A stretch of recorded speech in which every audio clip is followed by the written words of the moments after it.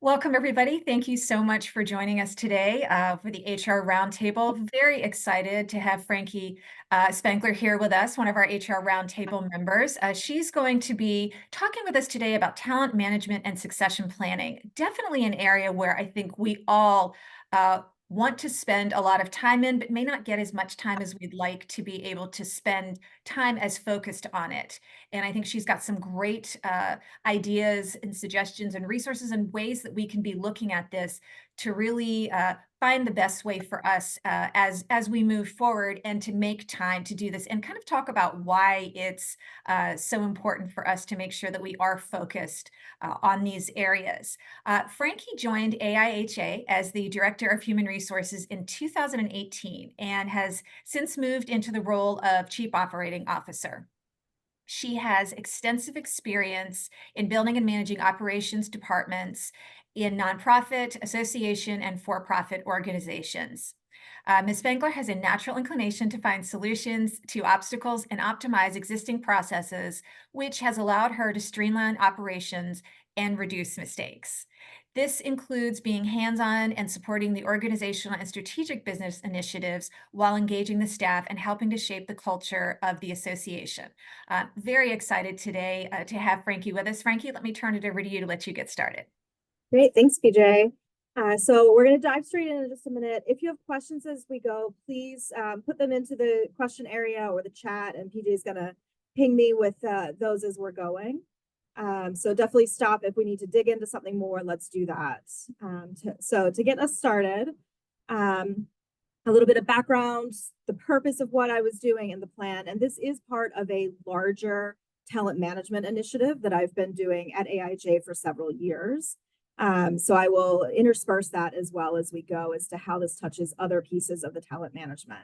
So first, a little bit of background on AIJ. So we are a professional membership association with about 60 employees. I started, the first time I did this with AIJ was in 2021, and I took the entire staff through this exercise. So from our entry-level front desk people through to our CEO. And we talked about promotions, growth pathways, and we actually developed a plan for every single person because we are such a small organization that any one person moving, leaving, changing affects everyone in some way or form.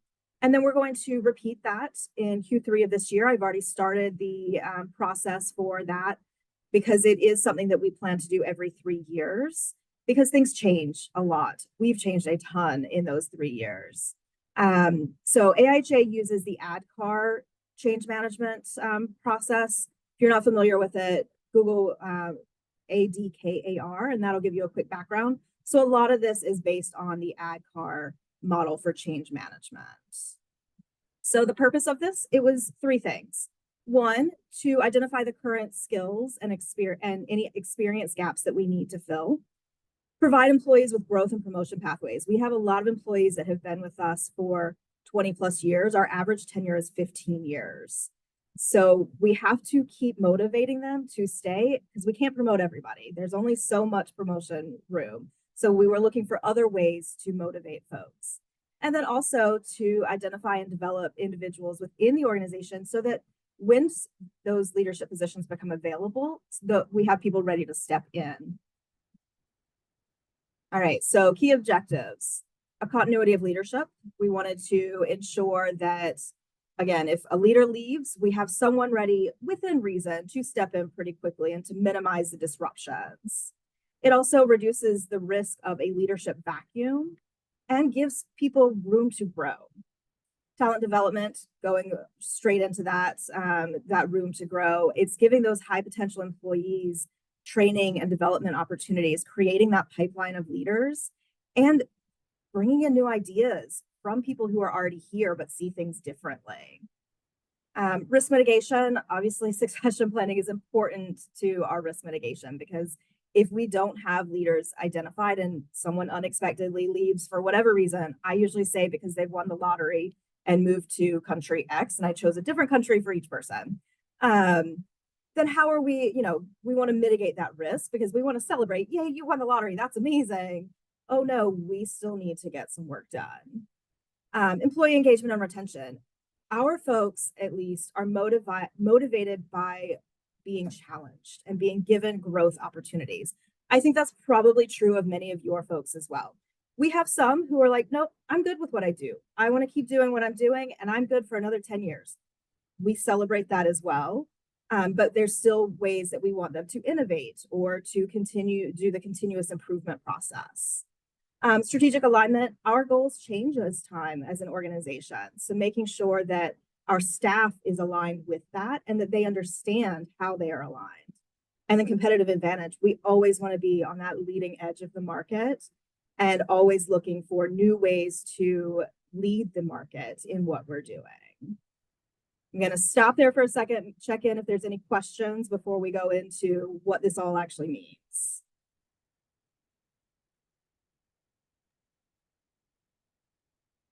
No questions at this time, but the slides definitely will be available after Frankie's done. Yes, the slides will, and I also put notes in the slides, so there's more information than what's showing on the screen. Is what I'm trying to not read, but referencing as I'm talking. All right, so the plan. There we go. So first, I had to get the CEO's buy-in. It was a little bit easier, and I'll go into more depth on that in a moment because he already wanted to do this, so that made it a lot easier. Then I went to our senior leadership team and met with them to get their buy-in because I needed them to be my change champions because this was a scary process for folks. After that, I went down to the supervisor level, our people managers, to talk with them about it. Again, wanted them to be our champions. And then each employee, and then I went back to the CEO with recommendations, followed by the SLT, and then to the entire staff. And then the plan was enacted. So let's dig into each of those things. So for the CEO, as I mentioned, Larry already wanted to do this. It's something my predecessor at AIHA had done at a very high level for our senior leadership team. And so when I went to him and said, I'd really like to do it for everyone on staff, and here's why, he was like, yeah, great, sounds good. What do I have to do? And I said, nothing other than meet with me like everyone else. And he's like, I'm in, like, let's go. So then from there, I went to the SLT. A week prior to our meeting, I sent them all of the documents. I developed a timeline for them. What's happening, how's it happening, here are the questions I'm going to ask, here's what the samples of things will look like, so that they could come prepared to that meeting with questions. So then presented that to them, talked about the why we're doing it and the benefits to them as to why we're doing it. Because again, you want to make it worth their while. If they don't know what's in it for them, they're not interested. So Frank, after, oh, quick sorry, question. go ahead. I'm assuming SLT is the senior leadership team. Yes. And the other question I had was, or that came up was, would the process work for a staff as small as 15? Yes, absolutely. It's even more important, I would argue. I've worked at that 5 to 10 to 15 person organization, and it's so disruptive if anyone leaves that they're that one person who did that one thing and knew how to do it, and then they're gone. So absolutely, this could work on a small scale and a large scale, and I'll get a little bit into that because with a large scale, you're going to compartmentalize a little bit more, where with a small scale, you're going to go across the board to everyone. All right, so then I had to get staff buy-in.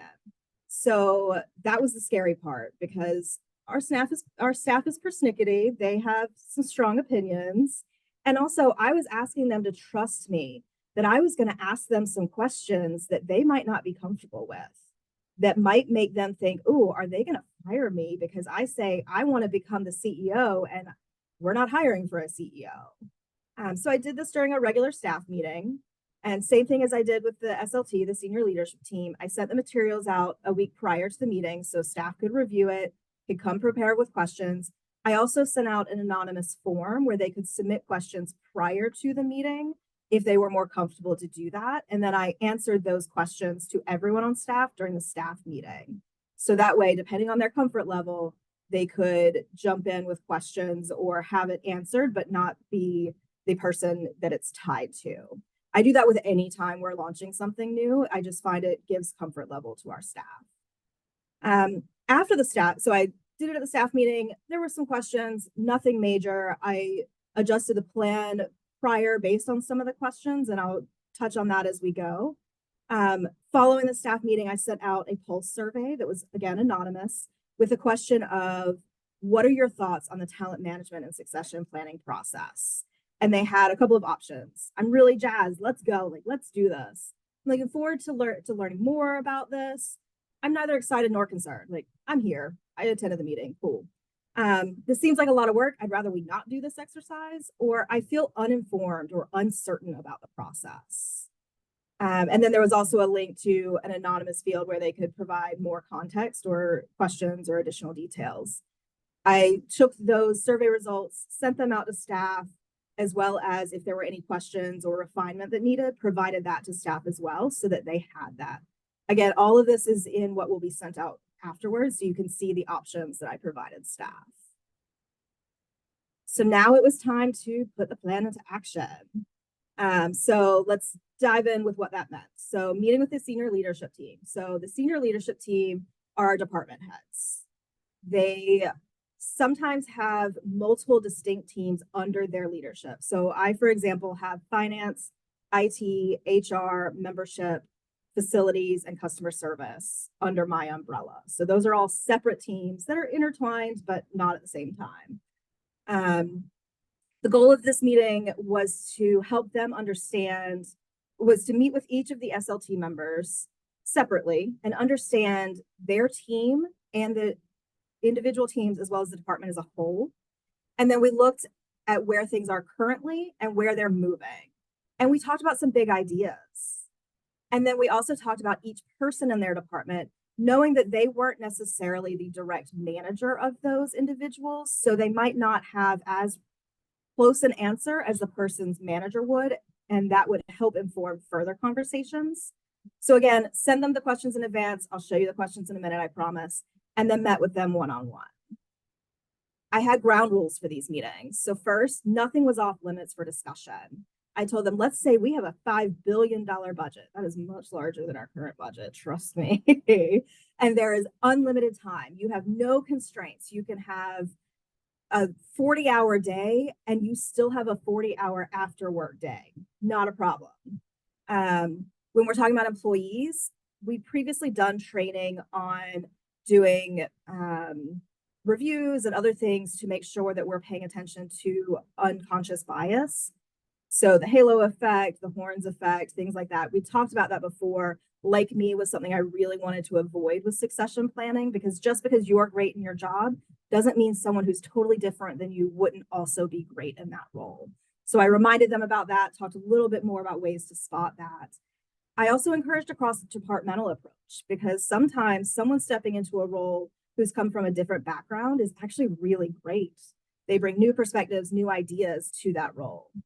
And then specifically when we're talking about successors, we wanted to identify, are they ready immediately? So, or maybe it's the next 24 months, or maybe it's 2 to 3 years from now. We might not have anyone in-house that would be able to step into that role. Or we might need to change the role going forward. So some roles, as we got into talking about it, we're like, one person's doing this now, but realistically, if they leave, that's going to be 2 people. We're going to separate out this department into 2 separate teams, and that's okay. So these are the actual questions that we talked through. Again, thinking $5 billion budget, unlimited time, no constraints whatsoever. I'll give y'all a second to read through those.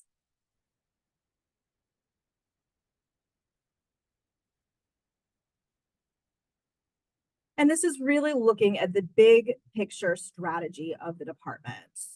Where do we need to grow it? Does it need to change the same? What skill sets are essential to it? What do things need? What things are we doing now that we really shouldn't be doing and are taking time up? Or what are things that we're not doing that we should be focusing on? And so from there, I worked with each SLT member to actually design promotion pathways within their department. So right now, this is a department of 3 people, let's say. We've got this budget now. We're going to be a 1 million member organization. Right now, we have about 7,000. So we're talking major changes have happened. What does your department need to look like in order to make that happen? What positions need to be added? What do people need to be doing to do that? And then we also talked about the 9-box grid. For anyone who's not familiar with it, I grabbed this image from AIHR. It is looking at the potential of a person and their performance. And so we charted using this where each person is. And we have a lot of stars. We have a lot of potential gems. We have a couple solid performers. My big thing to the SLT as I was meeting with them is if somebody's in the risk category, we need to change this conversation to a different conversation because that's a whole other thing. It's difficult to do succession planning if we're not sure this person should be here. We can't talk promotion for someone that's not right in their current role. And then we dove in more to talk about succession planning specifically. So we talked about the overall performance, some key strengths, some opportunities, as well as there's my question. If you won the lottery and moved to Bali, who's stepping in? Who is taking over for you? Frankie, there was a question about the questions that you had listed earlier. Those were just for senior leadership to be considering. They are. I'll go into the supervisors in a moment. They're similar. So we'll get into what I asked of supervisors as well as what I asked of staff when I met with them. Great. Thank you.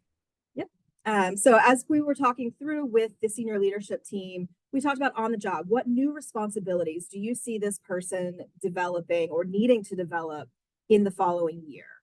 What special assignments would they be taking on? Are they going to take on a task force or a project or something else that will help them learn a new skill, gain a new soft skill maybe?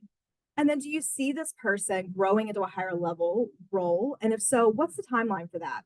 Next 24 months? Now we should have promoted them 6 months ago, maybe in the next couple of years. And what would change their role with that promotion? What did they need to do now to prepare for that? And where would the lower level work that they're doing be reassigned? Because that was a big thing for us. We have only so much staff and there's a lot of work that has to get done. So if we keep promoting people, should they still be processing a credit card if they're now the controller? Probably not. But who's going to do that instead if we're not adding staff? And then again, the questions around succession planning, time frame, skills or experience that they need to gain or possess. Should we be revamping the team or the department? And what does that look like? Would there be multiple people that might be interested? We're actually facing that right now for one of our roles. And that's a good problem to have, while also knowing that you might risk losing the person that's not selected. And so how do you handle that? And again, we'll talk about that in a minute. And then the internal versus external candidate. We have some roles where we will not have an in-house successor, and that's okay. It is a very specific role with a very specific skill set. If that's the case, what do we need to do to bridge the gap should this person leave? All right, so those were the SLT level conversations. Once I had that from them, I put together a roadmap. This is what your department will look like in 5 years based on our conversation. These are the roles that we might need. These are the skill sets that we definitely need. And here's your team now as well. I sent it to the SLT member, had them review it, let me know, was I on track? Did I miss something, adjusted, etc. And so now it's time to meet with the supervisors. These are the people managers, the direct managers. In some cases, that was the same as the SLT member. In some cases, it wasn't. So for AIHA's purposes, we call people managers supervisors.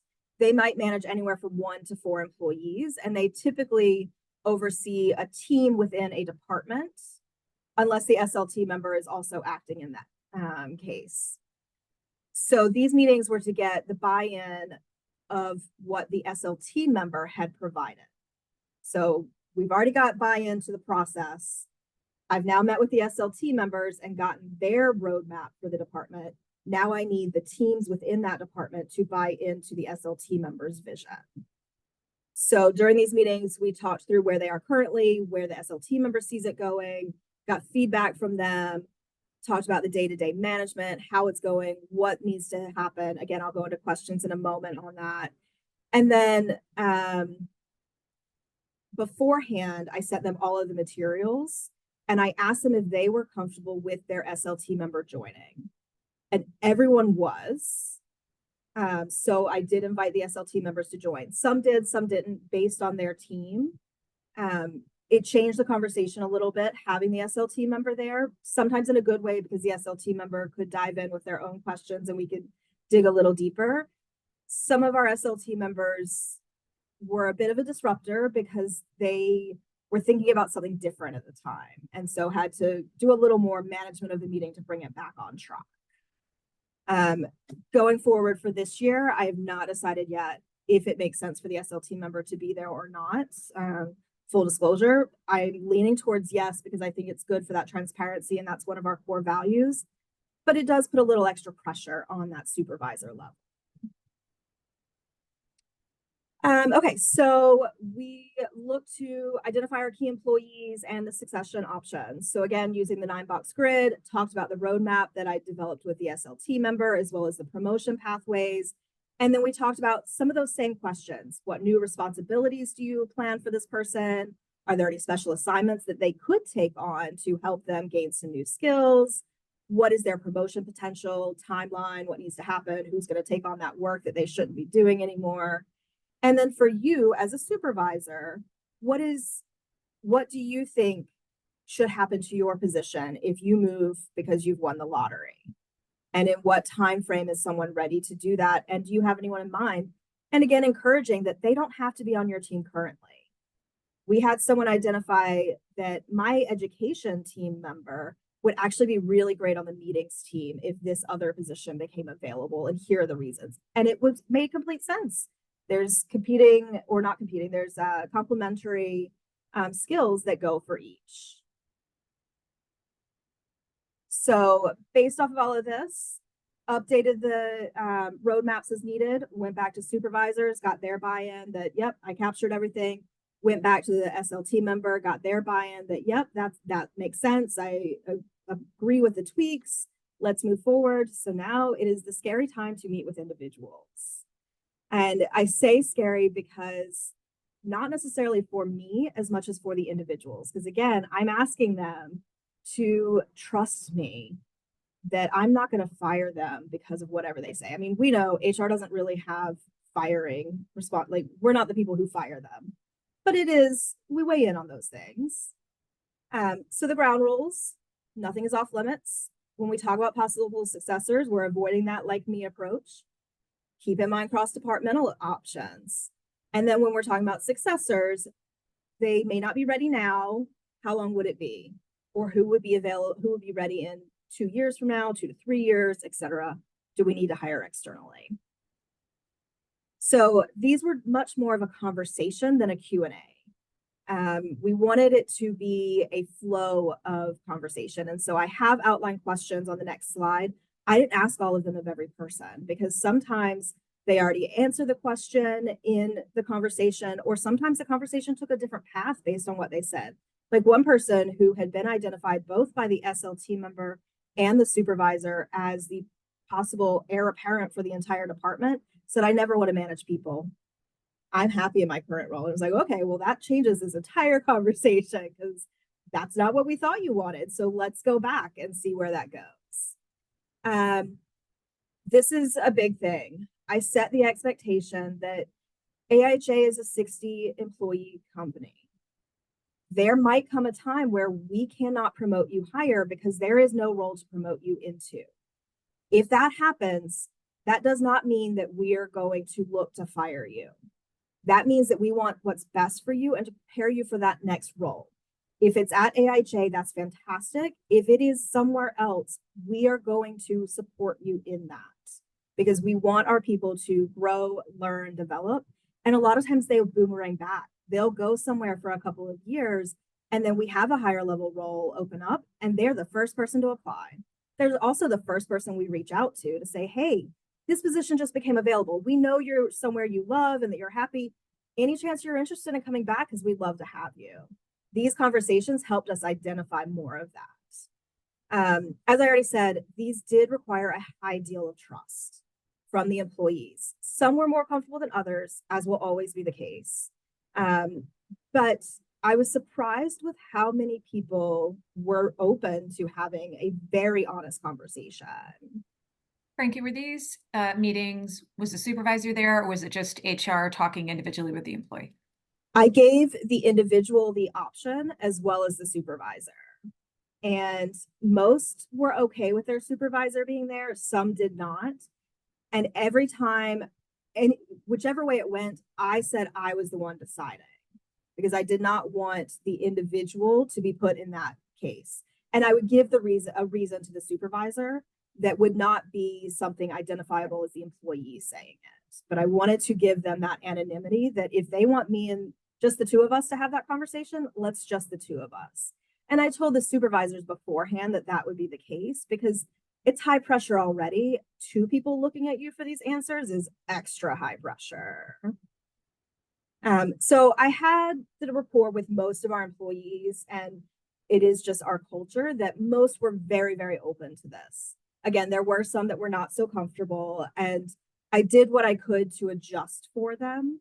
It did help. This was the height of COVID, so it did help that we were all on video. So like there were a couple people that teared up during this, which I always feel terrible for that, but it was because they felt heard in a way they hadn't before. And I'm okay with that. Like that's a good tier that we're giving you this opportunity. But I also told them, look, if you're more comfortable with your camera off, please turn your camera off. Like I don't want to cry on camera. I don't want to be on camera. So like whatever makes you most comfortable, let's do that. So just tried to set the tone for how this would go in a way that was comfortable to the individual. If the supervisor or the senior leadership team member was there, it did change the tone of the conversation a little bit. And so again, tried to make slight adjustments for that. And that's where in a lot of cases, I recommended that they not be there. Or in some cases, I intentionally scheduled at a time that they couldn't be there because I have some hard-headed senior leadership team members that weren't going to take no for an answer unless I orchestrated that it was a no. So then these were the conversation points. This was my guide for keeping the conversation going. Again, I didn't ask all of these questions. Depending on where the conversation went, we adjusted course and changed things because that was the goal, is a conversation, not a Q&A. I'm grilling you and interviewing you for your next step at AIJ. But so we talked about, what do you really love in your current job? And there are things in every job that we don't enjoy doing, but we just have to do. What are those for you? Like I gave the example of, I hate reconciling benefit invoices. Hate it. Absolutely despise it. It has to get done. I have to do it. And that helps them, understand different ways. We also talked about where would they like to grow. So one person who was in our very scientific position said, I'd really like to get more into videography. What are some ways that I can do that in my current role? And I was like, okay, let's explore that because there are ways that you can. We also talked about new projects or initiatives and the barriers to doing that. And I gave them the rule that a barrier you may not use, because we're thinking big picture, you have all the time in the world and you have all the money in the world. So I know bandwidth is an issue. We identified that, got it. If that weren't, what else could we do? What do you want to be when you grow up? What does your next position look like? What does your position after that look like? And how can we support you in doing that? What skills do you want to develop to prepare you for that next role? Again, whether it is with us or somewhere else. I shared with them the document that I'd worked with the SLT member as well as the supervisor on so that they could see this is where we see the positions going. What kind of positions do you see that we've missed? Because we might not know. And then depending on what they said or how the earlier conversation had gone, I'd also share other departments' promotion pathways so that they could see, maybe I want to move to another department. That's a big thing for us. We have a lot of internal movement that you have a skill set, it can benefit another department, and then you can grow another skill set. That's great. That's a win for everyone.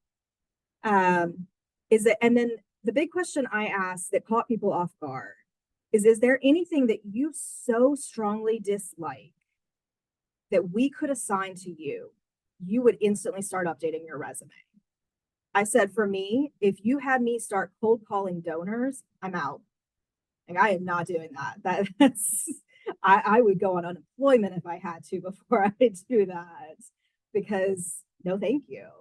And it helped us to know, this is how one person said, I don't want to manage people. If you tell me the only opportunity for growth is to manage people, I'm out. I don't want to do that. Okay, we need people to continue growing and learning and developing without the requirement to manage people. I hear that. Let's make sure we're accounting for that and adjusting for that. Um, this was right around benefits renewal time. So I also threw in the question, are there benefits that we aren't offering that you would love for us to offer? Something you've had at a former workplace, or that you have a friend who has this, so that we can see what we can add. And we actually did add a few things. And then we had that same question, let's talk about your successor. I don't care if you're our front desk person, that is the most disruptive position. If that position's empty, we have a major problem. So who could step into your role in the short term, in the long term? What skills do they need? And we then developed that for every position. So met with all 60 people on staff at some point in this process, either individually or as a small group. And then it became time for the next steps. So it was wrapping up the project. So first thing I did is, based off of all of that information that I gathered, I looked at our future top prospects for leadership positions and the theme of the health of the organization for talent planning. So are there major skill gaps that we've identified are here, and how are we going to fill those? Do we have people that need to be trained into them? Do we have the in-house ability to do that? Do we need to bring in outside folks to do that, either through train our folks, or to hire for that skill specifically? I met with the CEO and then the SLT, and then presented to the entire staff. This is what I found. There were different levels of information reported. So obviously for the CEO, I provided him everything because he needs to know this is what we're looking at, as well as a executive summary that we shared with our board for our top positions of this is our succession plan. For the SLT, I provided them everything for their department, the senior leadership team, so our department heads, everything for their department, as well as everything for our senior leadership team positions. Because again, they need to be aware, what is this looking like? And then for staff, it was a big picture as well as their individual team information. For the gaps and the access and the actions necessary, I created a roadmap of these are the things we need to do and the timeline for doing them, and who needs to be involved, who are the stakeholders. I also put together individual action plans for each employee. This was the thing that took the most time, and I think was also the most beneficial. So if we identified this person needs to gain more skills in graphic design, I pulled some courses that are offered and said, here are some courses that fit within our budget for professional development. Please talk with your supervisor about attending these. Here's the dates, here's the times, etc. Or if we said this person needs to develop some soft skills, here's an opportunity for doing that. Or this person needs to gain presentation skills. I'm going to put you on the agenda for a future staff meeting. Let's talk about what you can present during that staff meeting. So it was very specific to each person. It was provided to the employee as well as their supervisor. And then there was a big picture plan developed for each department as well. Throughout, after doing this, we checked in on our success and if we needed to make changes. So that was through pulse surveys, as well as through, we do quarterly check-ins. So during the quarterly check-ins said, hey, one of the things we talked about was you taking this course. How's that course going? What have you learned? Things like that, just to informally get a check and hold people accountable as well. And then at the next staff meeting, after all of this wrapped up, we talked about the results of the exercise, what we would do next, and how we would build it into future staff meetings and retreats. So that has now just become a part of our culture that I was talking with the CEO the other day. I'm currently hiring for an HR person to report to me.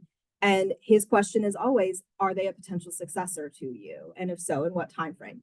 So a new hire overheard that, who happens to be a friend that we ended up hiring. And she pulled me aside later. She was like, I need to understand, like, I just started here. You brought me here. Are you leaving? Because I heard you and the CEO talking about succession planning. I was like, oh no, we haven't had that conversation yet. This is a normal conversation here. It is not that I'm planning on leaving. It is that we need to make sure that when the time comes, we have someone who can cover the HR function, because that's a very important function for us. We will do the same thing for your position. Once you get your feet under you, you've only been here 3 weeks. Like, keep trying to drink from that fire hose for now. So then some overall takeaways of this process and everything. It was a really great exercise. I'm actually looking forward to doing it again while also being terrified of doing it again because it is a lot of information and a lot of people and a lot of personalities. So it is very labor intensive, especially developing those individual plans for staff. At the time I was the director of HR, I did not have another HR person here. So I'm excited I will have another HR person here doing this that can help with some of that legwork on the research and bringing everything together. We are a very small organization in comparison to many of you. If it is a larger organization, my recommendation is to break it into different segments. So it could be a business unit, it could be a department, what have you. It could be a country or a state or whatever makes sense, but you're going to want to break it into bite-sized pieces. And please don't try to do it all at once. You will hate yourself and hate me for it. Please don't hate me. If it is a much smaller organization, it's still going to be labor intensive. There probably will be more concerns about the transparency aspects and about growth opportunities because in small organizations, there's smaller budgets and smaller room for growth. But that's where you have to get creative and think of what else can this person do to develop some skills that also benefit the organization and challenge them to innovate, challenge them to come to you with, I'd love to learn this new thing. Can I take this on? And say yes. Look to yes whenever possible. And then the last point, none of this is a one and done. This has to be an ongoing activity and you have to incorporate it into everything. So we have a talent action plan that we do every year. When somebody is up for a promotion, these conversations are part of the discussion about their promotion. You know, when we met with them about succession planning, we talked about these things. How does that come into this promotion opportunity? When we developed promotion opportunities, we talked about skills that they need to develop. How are those skills going? What steps have they moved towards it? But the biggest thing is that you have to get your organization comfortable with doing this. And the best way by doing that is by doing it, is by having those conversations and making it a safe space for those conversations. All right, folks, that is what I have. What other questions are out there? What did I miss during this? Let's dive in. Okay, Frankie. So first off, you started this process, you said back in COVID, and it's great to obviously integrate it into everything that you do. Now it sounds like you're about to do it again, kind of as an overall. So how long has it been, and how long would you typically suggest between the significant discussions with the entire organization? Yeah, so I would say to do it every 3 years. So we did this Q3, Q4 of 2021, and we're planning on doing it Q3, Q4 this year, 2024. Depending on the size of your organization and the overall workflow, you could stretch that to 5 years. But I know based on our business model, things change drastically in those 3 years. So if I waited 5 years, we wouldn't have some of the staff here that we were looking to replace at that point. That makes sense. Claudia, we will get to you in just 1 second. I had a few questions that came up in the chat. Let's see. One was, how would you have approached a CEO who wasn't as open as Larry, like a CEO who is also an aging founder who is wary of being pushed out? So that was my last organization. And he was not open to his name was Tom. I still talk to Tom. I think he's a lovely person. He was terrified of those conversations. He founded the company. He had built it for 30 years and it was his baby. His children worked there. His children didn't want to take over the business. The way I approached it with him was risk mitigation because he was an engineer. He understood that risks had to be mitigated. He was a civil engineer specifically. So I leaned on his science background of there are problems that need to be addressed, and this is the way we do it. I also pointed to we're going to lose our top people. If we don't give our best performers ways to grow and show them that we value them and their skills and want to invest in them, it's not going to happen. And he came around. So it's possible. And he was a curmudgeon. It's possible, but it is a challenge. It absolutely is. Jessica asked how long the whole process took you and how much of your time was spent on it. She said that it's great, would love to do, but trying to think about how to find the time to do it, which seems to be a challenge for so much of what HR does. That is absolutely the biggest challenge I faced, was having enough hours in the day. I specifically did it in a time when we were not recruiting heavily. We typically recruit in Q1 and Q2, which is why I aim for Q3 and Q4, which is also after our annual conference. So I looked at the overall business calendar as well as my workflow and was like, okay, I need to do this before open enrollment at the end of the year, but after conference. So I developed everything prior to all of that, so that I'd worked for probably 8 or 9 months putting together my ideas, my plans, my timelines, my documents, my processes. And I started pitching this in the beginning of the year with the timeline to start in later in the year, because I needed to give people time to come around to it.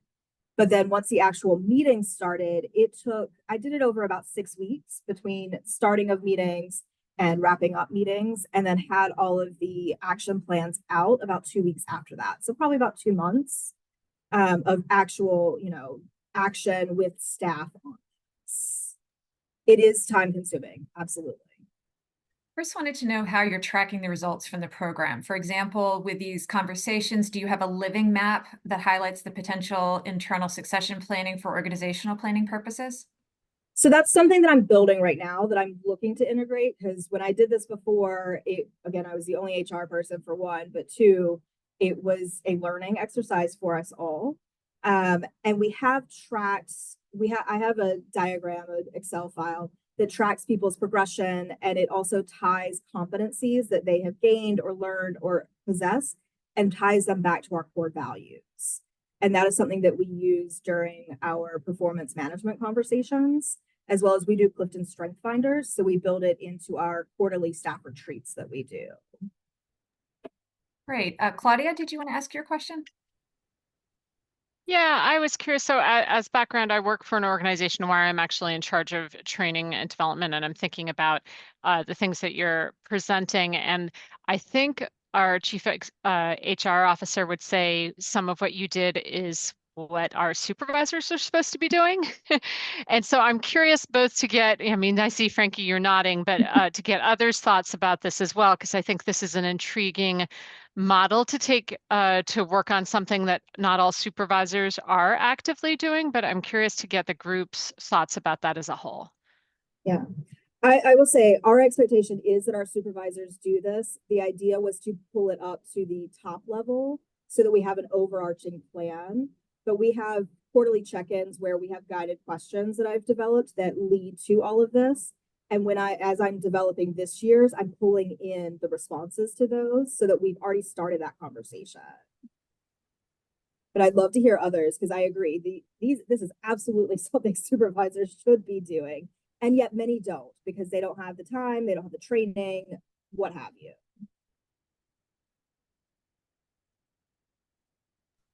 Yeah, we're an organization of about 47, and we don't have supervisor. We have leadership. We have a director, and then, myself, HR of one. And then we have an outpatient clinical manager, a residential manager. We've got like 5 managers for the departments. So they're the managers and the supervisors and carrying a caseload. You know what I mean? Like, so there's there's only so many hours in the day. And that's what our supervisors face, is they are working supervisors. Right. I will say, Claudia, starting last year, I've been doing a lot of manager training on different areas to help them build that skill set. Mm-hmm. That's what I need to do, is start training my managers, and that's where it needs to start for me. Thank you for sharing this with us. Mm-hmm.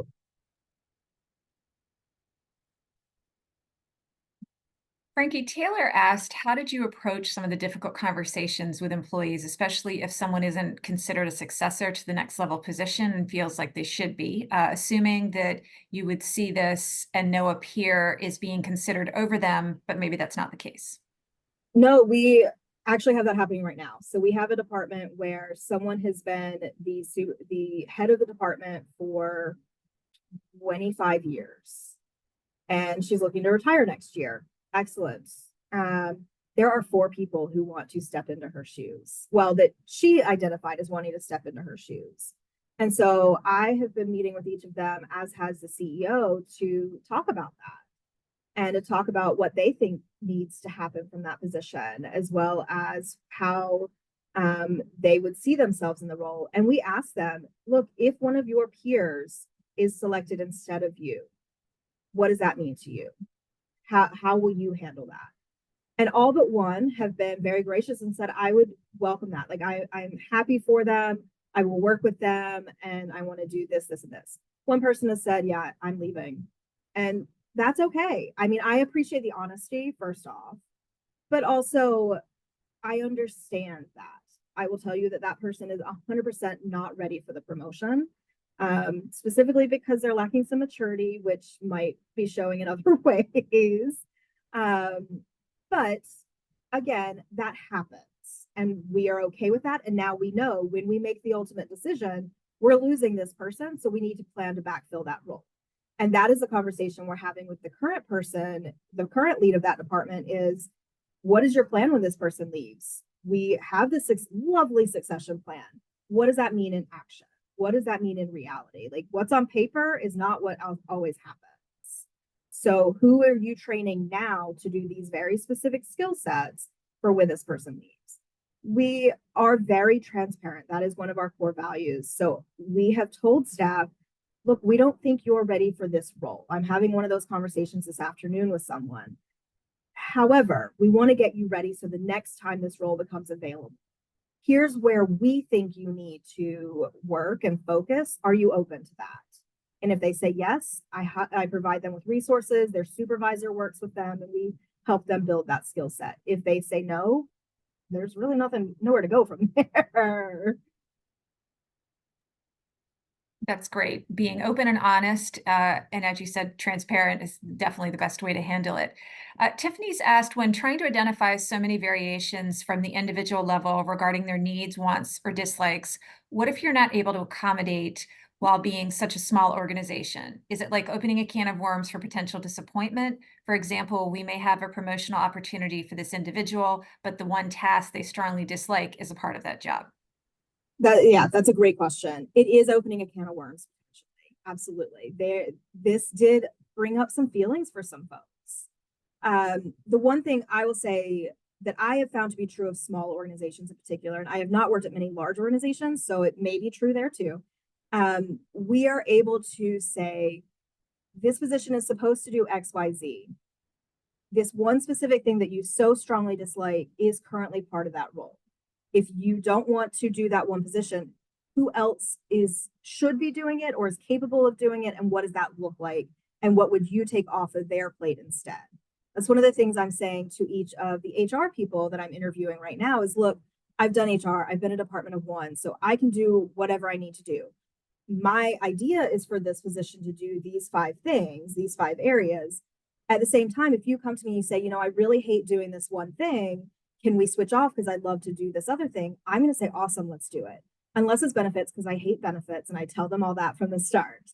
But that is something that we regularly do here is supervisor has that skill set. That doesn't mean they have to do the skill. They can train someone else to do it, and that's okay.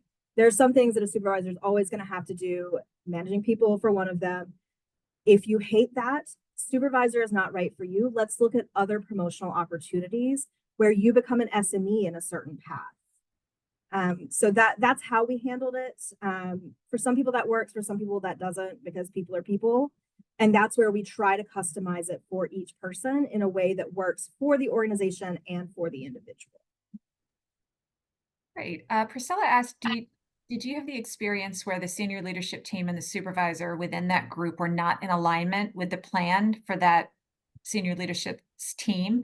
Was there an open dialogue, and how did you promote that? Yes. There were a couple that were, so we are chronically polite. So I would not say it was contentious. We are overly polite. So it was never like, sometimes I want to be like, y'all just yell at each other and get it out. Like, let's just move on. But we don't do that. And it's actually good that we don't. But there were definitely times where I was playing mediator and trying to find that compromise, because the senior leadership team member said, I think the department's going to move in this direction. And the supervisor was like, yeah, I'm the hands-on person and that makes no sense. Here's what I see instead. And so then trying to find a way to marry those two together, and both sides had to give. There had to be a compromise found. And we at the end of the day, if we couldn't, I went back to the strategic plan for the organization. And I said, this is our strat plan. This is what we are all working towards. How do we take these pieces to benefit the strat plan? Because that's what all of these building blocks go up to.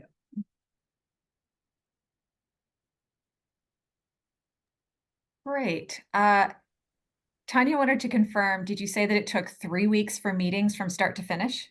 It did. And I basically blocked off my calendar for those 3 weeks. And I said, this is what's happening. This is what I'm doing. And everybody understood that. And I planned ahead for that to happen. But yeah, 3 weeks. It was an intense lot of conversations for 3 weeks. My dogs loved it. They joined in all of them. I'm sure. Zell wanted to know, do successor staff members realize that they may be waiting a long time before the person they'd like to succeed leaves? And were you able to set realistic expectations for succession? I was talking to somebody about this morning because they were saying that they have a job offer for another place and they were hesitating on taking it because they know they've been told that they will be the successor in their current organization, but that person's not leaving for 13 or more years. I was like, whoa, are you comfortable putting your job on your progression on hold for 13 or more years? That's a long time. What does that do to your earning potential? What does that do to your growth? What does that do to your overall career? So that is where with our staff members, we really had the conversation of, you may not become the director or VP or whatever of this department in the short term. What do you want to do between now and then to prepare for that? What are some baby steps in between that? And if that doesn't make sense, what are you looking for that is somewhere else? And then we want you to boomerang back when that position becomes available. We want you to keep growing and learning, because going and working somewhere else brings you new ideas, new skill sets, new approaches that you could bring back to us. And that's fabulous. Claudia asked if there were resources, books, websites, etc., that you used in creating it. And do you have a counseling background? And do you feel it's important for these types of conversations? I do not have a counseling background. I have many times thought that I should go back to school and get something in that, as I'm sure many of you HR professionals have. It's something that we do day in, day out. I am very cautious anytime we have someone who comes to me with something super specific, and especially on the mental health spectrum, that I'm like, look, I am not a therapist. I am not trained to be a therapist. I will provide you EAP information. Here is a group that will help you find that. I do have a mediation background. I have done a fair amount of training and things in that. I don't have a certificate or anything in that, but have taken a fair amount of coursework.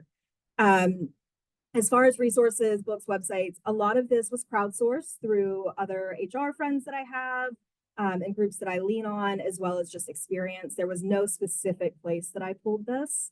It was more just from experience, trial and error in some cases, and just trying out what works. And were there times when it was awkward when someone was highly specialized in something that you didn't know a lot about? Heck yes. So we, for the most part, our staff are association professionals, so we're office people. Previously, I've worked at a professional engineering firm with civil engineers, mechanical engineers, highly specialized hydraulics people, and they start talking about things. And even AIJ's members are occupational environmental health and safety professionals that will spend an hour talking to me about mold spore samples. I know nothing about mold other than bad. Mold equals bad. That's all I know. And so I have no shame in saying, hey, I don't know what you're talking about. Like, please break this down to me as if I am a 5-year-old. Memes help. Please provide me a meme. That'll be great.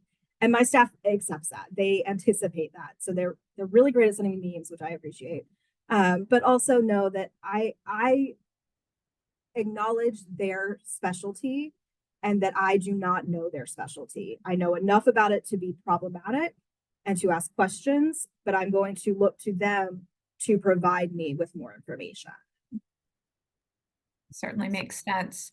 What if you're a department of one and there's no one under you and no one identified that could step into the role or interested in stepping into that role? And Tiffany's asking about, herself being this department of one in HR. Is this a time when succession will not work and you have to seek externally after the fact when it's too late? So part of succession planning is identifying that in some cases, there is no successor. And so at the time I was a department of one in HR, and until recently, even as COO, I didn't have a successor identified because there was no one in house that would be ready within 2 to 3 years to take over for me. So our succession plan was that we would hire externally. And what I did and have done for all of the other positions where we identified that is I have researched and found agencies that can provide temporary COO help or HR or other help until we fill that position. And we also keep a running list of, if we need to fill this position, these are the key competencies and skills that we need to hire for that position. So it's absolutely okay for the determination of succession planning to be there is no successor. But you want to go that extra step of, in that case, what do we do? Well, I've asked all of the questions from the chat. Does anyone have any other questions that they might want to come off of mute? Certainly feel free and ask in the last few minutes we have here.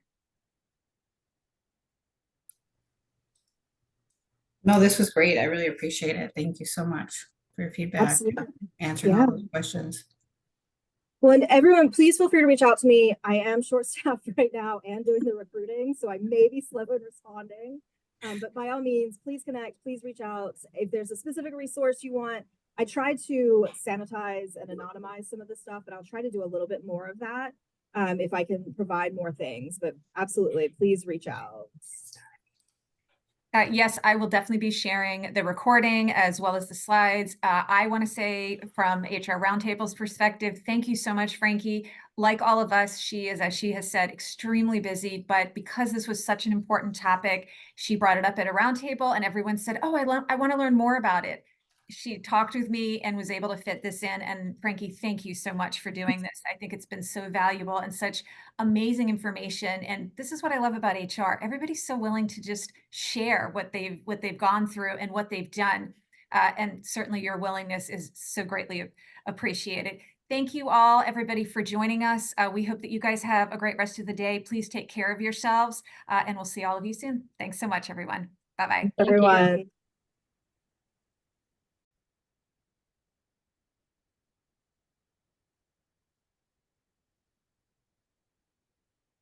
How's everyone doing today? Survived the week? Good morning.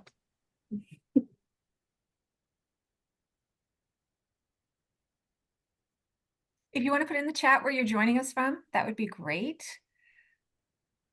Okay, I am going to, it looks like it has started recording, so I'll make adjustments before I am going to definitely send out a recording to everyone. But